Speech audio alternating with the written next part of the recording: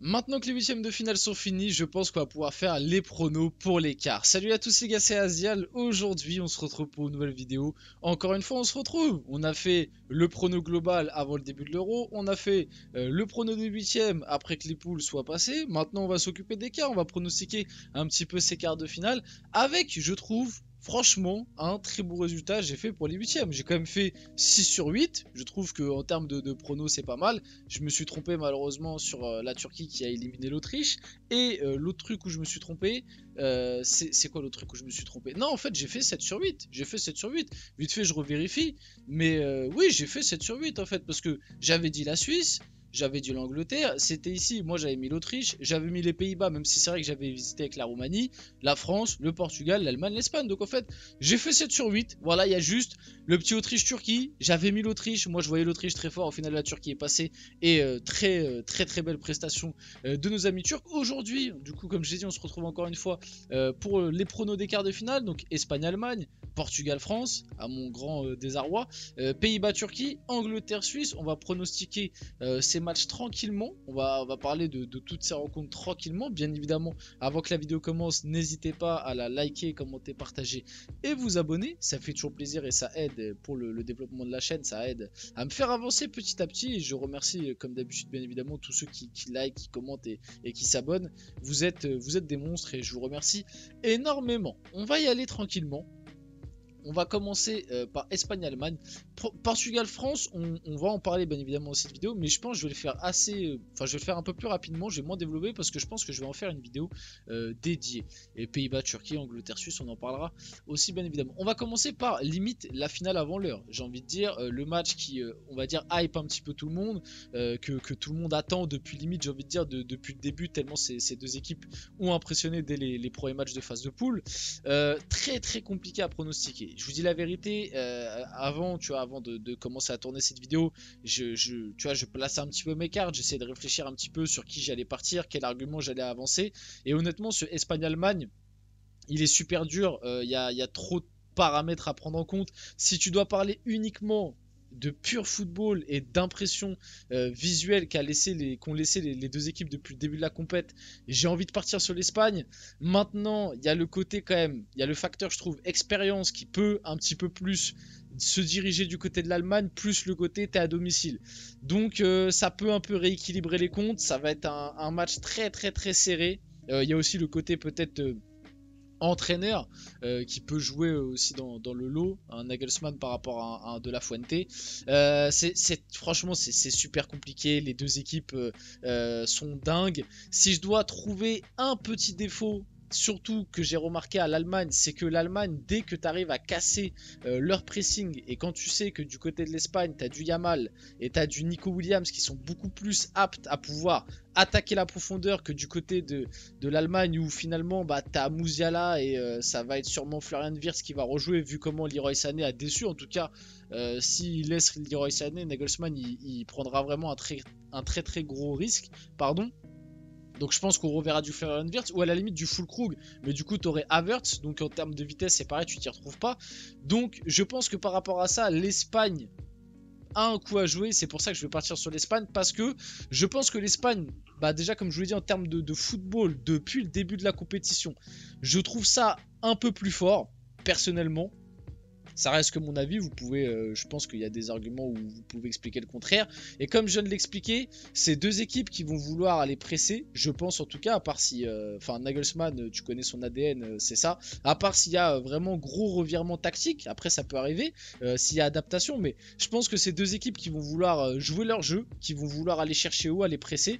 Et en fait, j'ai remarqué que l'Allemagne, dès que tu arrivais à casser la première ligne, voire la deuxième ligne de pressing, tu pouvais après te retrouver avec des boulevards, notamment parce que tu as les latéraux allemands qui montent énormément. Alors les latéraux espagnols aussi montent, mais côté allemand, comme j'ai dit, tu as moins de joueurs capables de faire la diff dans la pure prise de vitesse, tu vois. Tu as moins ça, alors que côté espagnol, avec Nico Williams et Yamal sur les côtés, t'as vraiment deux mecs qui, si les latéraux montent et qu'il y a une bonne récupération espagnole en contre-attaque, ça peut faire très mal. Donc je vais me baser sur ça pour peut-être me dire que c'est peut-être ça qui peut faire la diff. Maintenant, comme je vous l'ai dit, pour moi c'est vraiment un 50-50 et j'ai limite envie de dire que le vainqueur de ce match-là, ce sera sûrement le vainqueur de l'Euro. Franchement, à part s'il y a grosse surprise, en tout cas en termes de ce que on voit depuis le début de la compète, tu vois, c'était un petit peu comme cette année en Ligue des Champions, le Real Manchester City. On avait un petit peu le pressentiment que le vainqueur de Real City allait après aller chercher la Ligue des Champions. Bon bah j'ai un petit peu le même sentiment lors de ce quart de finale. Portugal-France. Comme je l'ai dit, on va faire un peu rapide. Je vais pas trop m'éparpiller.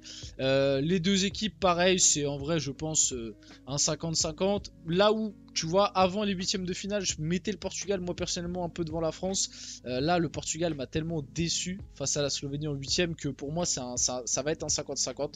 Deux beaux effectifs qui sont très mal coachés, si on doit être honnête, parce que c'est deux effectifs qui, sur le papier, si tu avais des idées et des entraîneurs peut-être un peu moins frileux et des idées un peu plus claires sur le jeu, tu pourrais vraiment construire quelque chose d'incroyable. C'est des équipes qui clairement étaient favoris avant le début de la compétition, plus la France que le Portugal, mais le Portugal était quand même bien placé en tant que favori dans cette compète.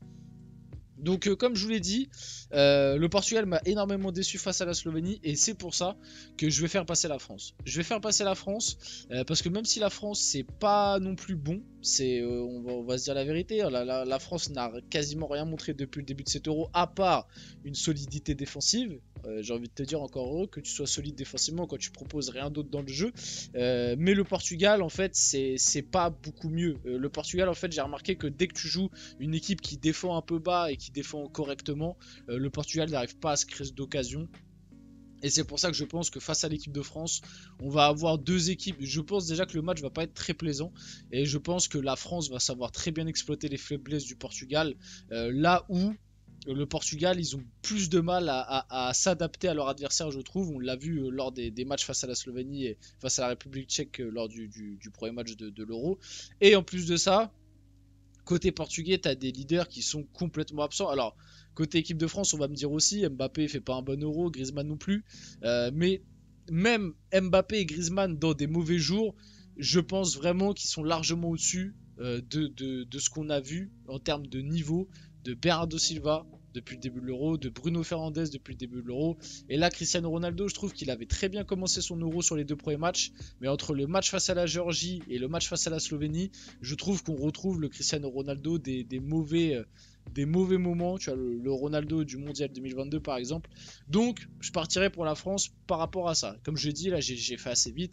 On pourra en reparler dans une vidéo spéciale un petit peu plus longuement. Pays-Bas-Turquie. La Turquie qui est un petit peu l'équipe surprise, j'ai envie de dire. Je m'attendais pas du tout à ce qu'ils éliminent l'Autriche. Avec en plus une solidité défensive que, pareil, je voyais pas ça chez eux. Les Pays-Bas, pareil, en vrai, je m'attendais pas à ce qu'ils gagnent aussi facilement face à la Roumanie, même s'ils étaient largement favoris et que je les voyais passer, même si j'avais un petit doute parce que les Pays-Bas, pareil, je suis pas hyper convaincu. Bon, sur ce quart de finale, pareil, en vrai, je vais faire assez vite. Je pense que les Pays-Bas vont passer parce que je pense que, enfin après la Turquie peut le faire, mais de ce que j'ai vu, les Pays-Bas se sont quand même bien relancés face à la Roumanie, se sont bien réveillés. T'as quand même des joueurs d'expérience dans cette équipe des Pays-Bas, tu vois, t'as des mecs qui veulent, je pense, et qui voient surtout que là il y a vraiment moyen d'aller chercher un beau parcours. Donc je vois les Pays-Bas le faire face à la Turquie personnellement. Maintenant, c'est pas non plus un 80-20 ou un 70-30, je pense plus qu'on est sur du 60-65% de chances pour les Pays-Bas et 35-40% pour les Turcs, donc ça va être quelque chose de disputé. Ça va être un match compliqué avec de l'enjeu, mais ouais, je vois les Pays-Bas plus passer face à la Turquie. Maintenant, je peux me tromper. Et pour finir cette vidéo, le Angleterre-Suisse, match très compliqué aussi, je trouve, à pronostiquer, parce qu'en fait, l'Angleterre était déjà à deux doigts de sortir en huitième face à la Slovaquie, à la surprise générale. L'Angleterre, bon bah voilà, on continue d'être déçus. On voit des joueurs qui voilà, sont toujours perdus, un collectif qui n'existe pas, des individualités défaillantes, un coach qui est aux abonnés absents, des polémiques en tout genre autour de l'équipe. Ils se font dézinguer hein, du côté de l'Angleterre. Cette équipe se fait vraiment déglinguer. Maintenant, la Suisse, c'est une équipe qui m'impressionne. Franchement, dès le début de l'Euro, dès leur premier match face à la Hongrie, j'avais dit attention à cette équipe suisse, ça joue vraiment très bien, il y a des joueurs très intéressants et je suis personnellement impressionné. Ils ont continué sur leur lancée face à l'Italie, je les avais mis vainqueurs, j'avais dit il y a moyen que la Suisse fasse un truc. L'Italie, moi en plus, je l'avais mis comme étant le flop de l'Euro et je me suis pas trompé par rapport à ça. Maintenant, face à l'Angleterre, je me dis, est-ce que la Suisse va réussir à, entre guillemets, reproduire un match comme ils ont fait face à l'Italie? Est-ce que la pression d'un quart de finale, la Suisse va réussir à le passer, tu vois? Parce que lors du dernier Euro, la Suisse avait fait pareil avec l'équipe de France en les éliminant en huitième pour perdre après en quart directement contre, je crois, la Belgique en plus, si je me trompe pas. Ah non, c'était l'Espagne, contre l'Espagne. Donc est-ce que là finalement c'est un scénario un peu similaire? Est-ce qu'ils vont réussir à reproduire, on va dire, une performance d'éliminer un gros, même là encore plus gros que l'Italie parce que l'Angleterre est vraiment le favori numéro 1? C'est très compliqué à percevoir et je vous dis la vérité, autant pour les huitièmes de finale, je vous avais dit c'est sûr et certain il y aura une surprise, je vois un gros sortir. Pour ces quarts de finale, j'ai pas le même mood. Donc je vais mettre l'Angleterre. Et franchement, c'est triste parce qu'en termes de pur football, pour moi, la Suisse doit passer. Franchement, footballistiquement parlant, je pense que la Suisse est bien au-dessus de cette équipe anglaise. Après, on va voir la rencontre, hein. Peut-être que l'Angleterre va enfin se réveiller, même si j'y crois pas une seconde. Mais maintenant, j'ai ce mood-là depuis le début de la compète sur l'Angleterre. Alors ça se base sur rien, hein, ça se base juste sur une pure intuition, un pur ressenti. Donc en termes d'analyse c'est zéro, je suis d'accord avec vous, mais j'ai ce truc avec l'Angleterre de ça ressemble vraiment à un parcours de merde, mais qui vont quand même réussir à aller au bout parce qu'ils ont voilà la retournée de Bellingham à la 95e. Ils ont malgré tout le tableau plus favorable que s'ils étaient tombés au-dessus. Donc tout ça mis bout à bout fait que je vais rester dans ma lignée depuis le début. Avant la compétition, j'avais mis l'Angleterre vainqueur de l'Euro. Pour l'instant, ils sont toujours là, même si à chaque fois ils s'en sortent ric-rac de chez ric-rac. Donc voilà, je vais mettre l'Angleterre, même si pour moi la Suisse ça joue mieux. Et si jamais la Suisse passe, je serai très content. Pardon. Mais comme je vous l'ai dit, je pense que là, tu arrives en quart de finale, tu vas chercher une qualif pour les demi. Je pense que les surprises seront finies pour ce tour-là. Et si vite fait, pour finir la vidéo, comme d'habitude, j'aime bien finir en faisant quand même les demi et la finale. Demi, du coup, je mettrai entre l'Espagne et la France, je mettrai l'Espagne. On va faire un petit peu plus vite parce que bon, déjà, je sais même pas si c'est les réels demi qui vont arriver. De toute façon, on refera une vidéo, bien évidemment, pour pronostiquer les demi. Mais entre l'Espagne et la France, à l'heure actuelle, je vois l'Espagne quand même un ton au-dessus pour moi. Et comme je vous l'ai dit, entre Allemagne et l'Espagne, l'équipe qui passera pour moi, c'est celle qui ira chercher le trophée, ou en tout cas ira en finale. Quasi sûr. Pays-Bas-Angleterre, du coup je vais rester dans ma lignée, je vois l'Angleterre. Et du coup pour finir la vidéo, c'est terrible. Mais je le dis depuis le début, dans mes pronos de base, au tout début de l'Euro, j'avais pronostiqué une finale Allemagne-Espagne avec... pardon, j'avais pronostiqué une finale Allemagne-Angleterre avec... n'hésitez pas à aller voir la vidéo d'ailleurs de mes pronos avant le début de l'Euro, en vrai c'est sympa. J'avais pronostiqué Allemagne-Angleterre en finale avec l'Allemagne qui avec l'Allemagne qui choke et l'Angleterre qui escroc l'Allemagne. J'avais vraiment dit ça comme scénario. J'avais dit je vois l'Allemagne faire un très bon tournoi, mais arriver en finale chez eux, se faire escroquer par une Angleterre qui va vraiment jouer la carte de la carotte.